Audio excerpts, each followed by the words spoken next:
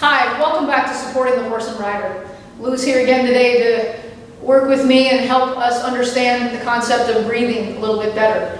As we all know, breathing is really important to support the functions of the body, to help our muscles work. When we run, we need to exchange oxygen and gases so that we can maintain good pH in our body, simple things like that. But from a mechanical perspective, it's also very important.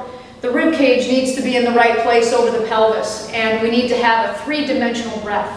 By three-dimensional, I mean the lower ribs tend to move in what we call a bucket handle motion. So when I place my hands on Lou's lower ribs here, the ribs move sideways. You can see that.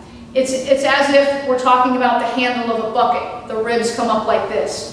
Now the upper ribs tend to function in a more old-fashioned water pump action, and you're not going to be able to see that on the video, but it comes up and down like that.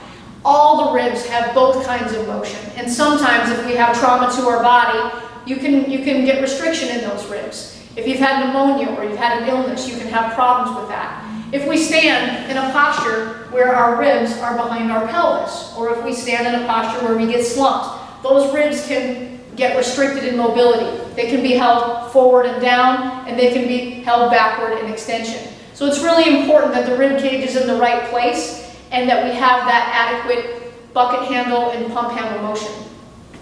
So you can't see a whole lot with Lou just sitting here. So let's have her get up on her hands and knees, and we can integrate breathing with some spinal movement. So Lou can do a simple cat-cow exercise, which you've probably all heard about. So now she's going into flexion, and when she goes into flexion, the ribs roll forward. And then when she comes into the camel position, or happy cow position, the ribs roll back.